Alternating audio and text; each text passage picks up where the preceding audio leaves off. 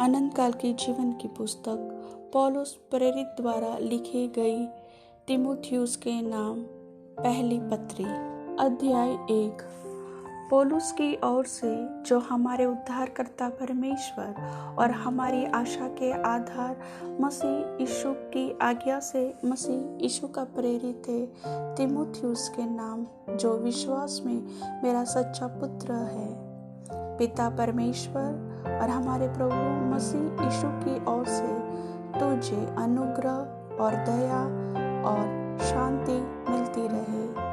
जैसे मैंने मकेदुनिया को जाते समय तुझे समझाया था कि इफिसुस में रहकर कुछ लोगों को आज्ञा दे कि अन्य प्रकार की शिक्षा न दे और उन कहानियों और अनंत वंशावलियों पर मन न लगाए जिनसे विवाद होते हैं और परमेश्वर के उस प्रबंध के अनुसार नहीं जो विश्वास पर आधारित है। वैसे ही फिर भी कहता हूँ, आज्ञा का सारांश यह है कि शुद्ध मन और अच्छे विवेक और कपट रहित विश्वास से प्रेम उत्पन्न हो। इनको छोड़कर कितने लोग बकवाद की ओर भटक गए हैं और व्यवस्थापक तो होना चाहते हैं, पर जो बातें कहते और जिनको दृढ़ता से बोलते हैं उनको समझते भी नहीं।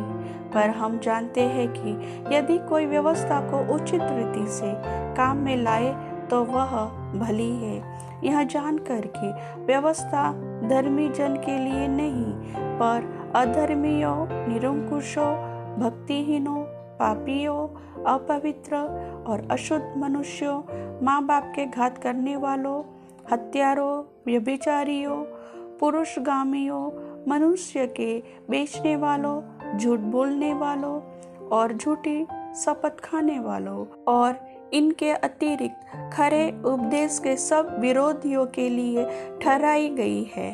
यही परम धन्य परमेश्वर की महिमा के उस सुसमाचार के अनुसार है जो मुझे सौंपा गया है।